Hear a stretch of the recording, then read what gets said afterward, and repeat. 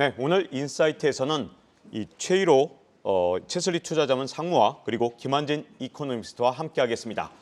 자, 안녕하세요. 네, 안녕하세요. 안녕하세요. 자, 오늘 이번 주에 제가 관심 있었던 지표가 있는데 사실 생산자 물가 지수였습니다.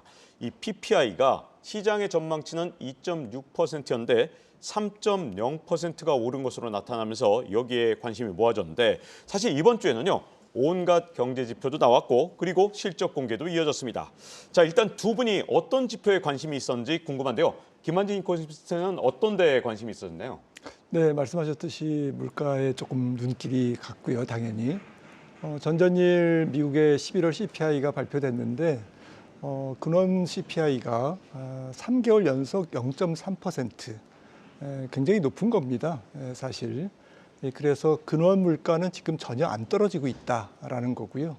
굉장히 하방 경직성을 계속 보이고 있습니다. 전년 동월 대비로도 3.3%로 거의 북박이죠. 그리고 전일, 그러니까 그 CPI 나온 그 다음 날 말씀하셨던 생산자 물가가 발표됐는데 헤드라인은 0.4%, 굉장히 서프라이즈가 나왔습니다. 근데 이제 그거는 이제 계란값이 전년 대비 55%나 올라가지고 계란값이 뭐 전체 물가의 한 4분의 1을 주도했다고 봐도 과언이 아니고요. 문제는 이제 근원인데 근원이 굉장히 착하게 나왔습니다. 0.1%로 나와서 우리가 관심 있는 것은 결국엔 연준의 통화 정책이 주시하는, 연준이 주시하는 근원 PCE 물가거든요. 근원 개인 소비자 지출 물가인데 지금 개인 소비자 물가를 이제 생산자 물가가 나오는 바람에 이제 계산을 해보면 아마도 이제 18일, 19일 날 나올 텐데 이게 조금 낮게 나올 것 같습니다. 왜냐하면은 이제 보험료라든지 또 뭐 포트폴리오 운영비라든지 이런 그 PCE 물가에 들어가는 모든 항목들이 굉장히 안정되게 나왔거든요. 그래서 의료비를 비롯해서 주거비도 안정되어 있고요. 그래서 아마도 0.2% 이하로 나올 가능성이 높아서 다음 주에 12월 금리 통화 정책에서 12월에 금리를 한 번 더 인하하고 가는 데는 큰 문제가 없을 것으로 보입니다. 단도직입적으로 하나 여쭙고 싶은데 자, 김한진 이코노미스트, 이 지금 현재 우리 이 미국에서 물가를 잡았다고 볼 수 있는 건지 아니면 다시 오를 가능성이 있다고 아직은 좀 위험하다 이렇게 봐야 되는지 어떻게 보십니까? 저는 위험하다고 봅니다. 내년에 내려간데도 불구하고요? 괜찮은데도? 근원 물가는 지금 아까 말씀드렸듯이 전월비 0.3%, 전년 동월 대비 3%대 초반에서 거의 내려가지 않고 있거든요. 이런 상태에서 미국 경제가 내년에도 트럼프의 고압 경제, 수요를 압박하는 정책이 나올 가능성이 매우 높기 때문에 제 생각에는 인플레이션이 다시 자극될 것으로 예상이 됩니다. 네, 이번에 근데 실적 공개도 굉장히 많이 나왔거든요.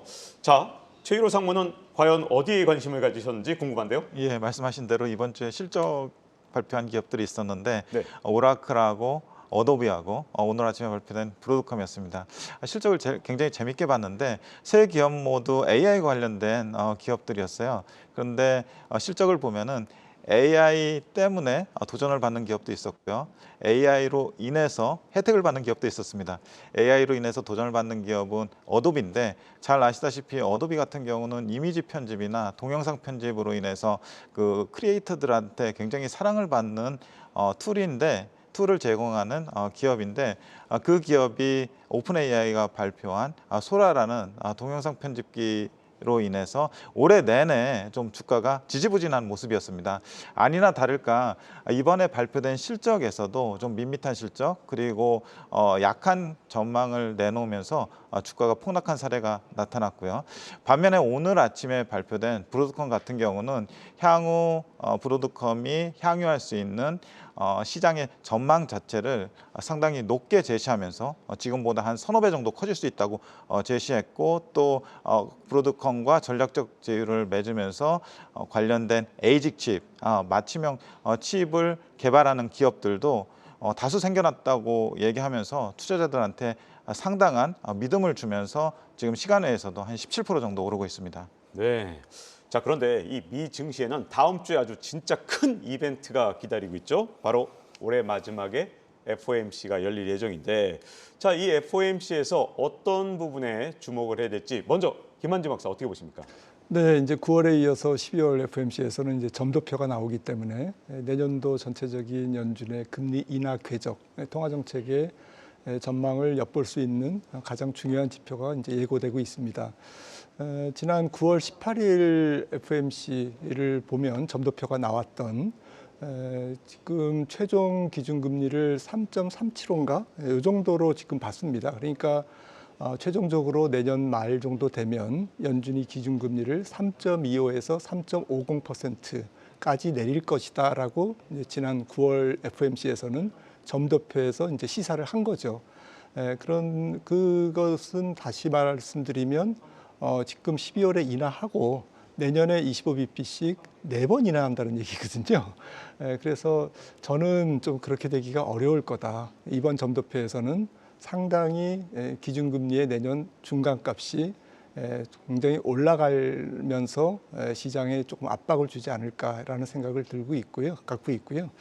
그래서 저는 올해 이제 FOMC에서 25bp를 인하한 다음에 내년에는 2번 인하에 그치지 않을까 이렇게 개인적으로 보고 있고요. 네. 만약에 내년 중반이나 어느 시점에서 주가가 만약에 폭락한다면 그럼으로써 그 요인 때문에 주가 폭락 때문에 연준이 25bp를 더 인하해서 그래서 3.75가 최종 기준금리가 되지 않을까. 시장에서 지금 예상하는 또 말씀드렸던 9월 18일 날 발표된 점도표보다는 상당히 높은 쪽에서 최종 금리가 형성될 가능성이 높다라고 보고 있습니다. 자, 이렇게 김한진 박사는 지금 시장의 전망보다 내년에 이 미국에서 금리 인하를 좀 덜 할 것이다 이렇게 보셨는데, 자, 최일호 상무는 어떻게 보십니까? 뭔가 다른 의견 좀 갖고 계실 것 같은 느낌이 좀 들어요. 사실 이 몇 번의 FOMC를 계속 지켜보다 보면은 사실 투자 관점에서는 지나가는 이슈에 불과했습니다. 왜냐하면은 시장에서 전망하는 것과 FOMC 의원들이 내놓는 전망, 특히 이제 경기 물가 고용에 대한 전망이 그렇게 뭐 다르지 않았거든요. 이번에도 역시 저는 연준이 예상하고 있는, 그리고 연준이 목표로 하고 있는 디스인플레이션하고 경기 연착륙에 대한 그런 과정을 더욱더 공고히 하는 그런 코멘트들하고 그런 숫자들이 나올 것 같아요. 그래서 투자 관점에서 지금은 매크로나 FOMC, 경기, 물가, 고용 이런 류의 어떤 인디케이터들은 예전에 비해서 상당히 약화됐다고 볼 수 있겠습니다. 그리고 22년 같은 경우는 그 물가가 상당히 높아서 연준이 상당히 고강도의 긴축 정책을 폈기 때문에 높은 금리로 인해서 증시가 압박받는 상황이었다면 지금은 경기나 물가나 고용이나 상당히 차분하게 가고 있는 상황이라서 지금은 투자 관점에서 무엇보다도 경쟁 우위를 바탕으로 한 실적 모멘텀 있는 기업들을 찾는 것이 중요하다고 하겠습니다. 네, 근데 사실 김한진 박사는 하나 더 여쭤보시면 돼인데, 자, 지금 다음 주에 미국의 FOMC만 있는 게 아니죠. 일본 중앙은행의 금리 결정도 있습니다. 근데 엔화의 움직임이 좀 심상치가 않아요. 왜냐하면 뭐 한 석 달 전만 해도 1달러에 149엔, 뭐 139엔 이렇게까지 갔었는데 요즘에는 지금 153엔까지 가 있거든요. 그렇습니다. 자, 그러면 이번에 일본 중앙은행이 다음 주에 열리는 그 회의에서 금리를 동결하는 게 아니냐, 금리 인상을 못하는 게 아니냐 이런 얘기들이 있거든요. 자, 어떻게 보시는지 궁금합니다. 저는 좀 안 할 가능성이 높지 않을까 싶고요. 그게 이제 좀 모든 나라가 지금 마찬가지지만 특히나 일본과 우리나라 같이 트럼프의 관세 인상에 굉장히 긴장하고 있는 그런 국가들, 그러니까 수출 중심 국가들은 금리를 내려서 대응해야 되는 이제 그럴 필요성이 있기 때문에 일본 중앙은행도 좀 엔화가 조금 약세로 되는 것을 어느 정도는 용인하지 않을까라는 측면에서 금리 인상을 하지 않을 가능성이 있다. 최근에 이제 도쿄도 물가가 많이 올라서 금리 인상 쪽에 급격하게 기울었다가 최근에 와서는 다시 또 조금 안 하는 쪽으로 조금 다시 기울고 왔다 갔다 하고 있습니다만은 전통적으로 BOJ가 조금 클리어하게 명확하게 이렇게 어나운스를 안 하는 이제 그러한 성격이 있는데 이번에도 인상한다고 하면서 실제로는 조금 뒤로 빼면서 언젠가는 또 인상할 거다라는 애매모호한 포지션을 발표를 하지 않을까. 그러면서 조금 금리를 조금 인상을 주저하는 그러한 스탠스를 계속 유지할 것으로 생각이 됩니다. 그러면 뭐 미국의 FOMC는 다음 주에 금리를 인하할 가능성이 크고 일본은 동결할 가능성이 좀 더 크다 이렇게 볼 수 있는 것 같은데 그러면 우리나라 환율에는 어떻게 영향을 미칠까요, 최 교수님? 환율에는 그렇게 큰 영향은 없을 것 같습니다. 기존의 환율이 우리나라뿐만 아니라 다른 나라들도 달러 대비 다 약세를 가고 있는 상황에서 지금 미국 경제를 보면 상당히 탄탄하고 또 미국 증시에 유입되는 자금 또한 막대한 규모로 흘러가고 있거든요. 그런 차원에서 보면은 달러 강세가 여기서 뭐 더 올라간다기보다 달러 강세는 유지되는 가운데 다른 나라 통화도 그렇게 변화를 줄 만큼 방향성의 변화를 줄 만큼 움직일 것 같지는 않습니다. 네, 최로 성무한테 하나 더 여쭤보고 싶은데, 자, 미국 주식을 투자하는 분들이 가장 긴장하는 게 파월 발언인 것 같아요. 예. 파월 발언하는 동안에도 막 주가가 올랐다 떨어졌다 한 적도 정말 많거든요. 자, 이번에 FOMC가 열리고 또 이 물가 고용 지표 발표될 때 또 증시가 영향을 받을 것이 아닌가 다들 궁금해하는데 투자자들은 이번에 어떤 점을 좀 유의하는 게 좋을까요? 그게 주요 투자 판단의 근거가 되면 안 될 것 같아요. 왜냐하면 그 발언 때문에 주가가 출렁이는 거는 사람들의 심리 상태가 변하면서 수급적인 요인으로 흔들리는 것이지 그렇다고 해서 기존의 뭐 기업의 펀더멘탈이나 경쟁력이나 실적 모멘텀이나 이런 것들하고는 전혀 상관이 없는 것이기 때문에 파월 발언 때문에 출렁인다면 만약에 그 내가 봐뒀던 기업이 있는데 너무 비싸서 못 샀다. 그 출렁임으로 인해서 좋은 가격이 왔다. 그러면 적극적인 매수 기회가 될 수 있을 것 같습니다. 네. 이번에는 이제 중국 얘기로 좀 넘어갈까 하는데요. 사실 트럼프 일기 때 트럼프가 25%의 고율 관세를 중국 제품, 전 제품의 절반 정도에 부과하니까 중국에서 어떻게 대응했느냐? 위안화를 정확하게 12% 평가 절하했습니다. 그래서 이번에도 트럼프가 중국에 대해서 고율 관세를 매기면 위안화를 또 절하할 것이다 이런 걱정이 그러지 않아도 있었는데 그러지 않아도 중국 측 반응을 보면 위안화 평가 절하를 할 수 있다는 반응들이 자꾸만 나오고 있는 것 같아요. 그래서 위안화 평가 절하가 과연 어떤 역할을 갖고 올지 김한진 박사 어떻게 보십니까? 네, 뭐 아시아 통화 전체를 하락시키는 촉매제로 작용할 것 같고요. 잘 아시다시피 지적해 주셨지만 2017년에 위안화가 거의 한 15% 이렇게 절하가 됐고 원화도 마찬가지로 똑같이 절하됐습니다. 그때 똑같이 절하됐죠. 예, 똑같이 절하됐고 그래서 조금 뭐 관세 정책의 폭과 그리고 이제 속도에 따라 좀 달라질 문제지만 최근에 12월 2일인가요? 블룸버그 이코노믹스에서 블룸버그 산하의 경제연구소에서 발표된 자료를 보면 미국이 인플레이션의 압력을 의식해서 아마 단계적으로 인상할 거다라는 것이고요. 그래서 금액 가중으로 2023년 기준으로 지금 11.7%의 대중관세가 차곡차곡 단계적으로 20%로 일단 2024내년 7월에 20%로 일단 올리고 그 이후에 30% 최종적으로 36% 그래서 중간재와 자본재가 현재 25% 품목이 전체 품목 중에서 4분의 1이 관세 적용을 받고 있는데 이거를 궁극적으로 75%까지 올릴 거다. 그리고 보편적인 모든 나라에 대한 보편 관세도 마찬가지로 단계적으로 올려서 최종적으로는 8%까지 올라갈 거다. 뭐 10%는 아니더라도. 그런데 환율 시장에서는 이렇게 단계적으로 인상한다는 것이 이미 알려져 있으면 환율도 단계적으로 올라가거나 아니면 앞서 올라갈 가능성이 높거든요. 앞서 절하될 가능성이 높다라고 생각을 하는데 다만 이번 같은 경우에는 트럼프 일기에 대한 이미 답안지가 나와 있기 때문에 환율이 많이 미리 올랐습니다. 지금 같은 경우에 이미 환율이 뭐 한 13%, 5% 이렇게 올랐지 않습니까? 위안화는 지금 한 4, 5% 올랐지만 그래서 원달러는 조금 미리 매를 맞은 감은 있습니다. 그래서 추가 상승폭이 트럼프 일기 때 관세 인상의 경우처럼 그렇게 급속하게 15% 이상으로 한 방에 올라갈 가능성은 높지 않으나 원화도 트럼프의 관세 인상 정책에 따라서 단계적으로 올라가면서 적어도 만약에 이게 트럼프가 고지고대로 공약대로 중국에 대한 관세를 집행한다면 위안화는 8이 넘을 것 같습니다. 지금 현재 7.2에서 10% 이상 절하될 가능성이 높고요.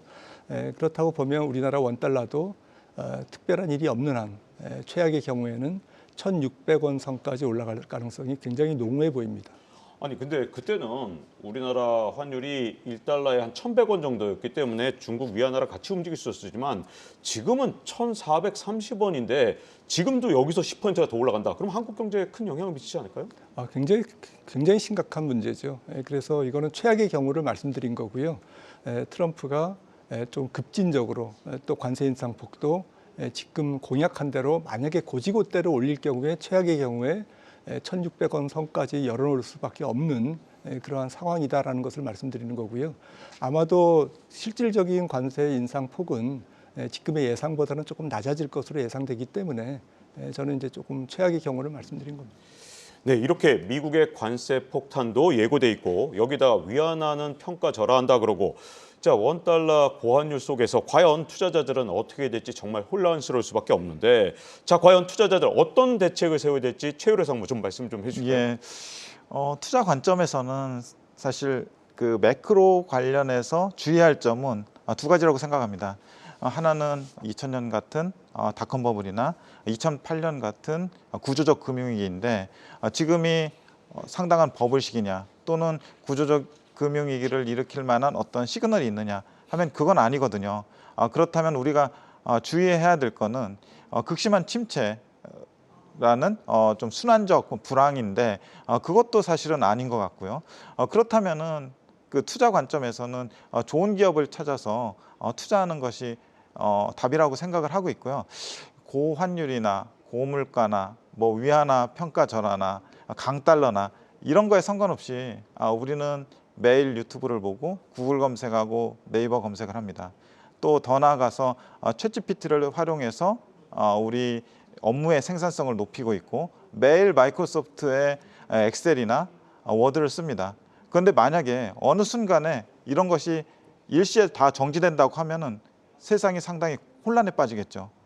그런 그 배경의 의미는 뭐냐면은 이런 기업들은 대체 불가한 서비스를 우리한테 제공해 준다는 것을 의미하기도 합니다. 그래서 투자 관점에서는 이런 대체 불가한 기업들을 찾아서 투자하면은 어떨까 싶습니다.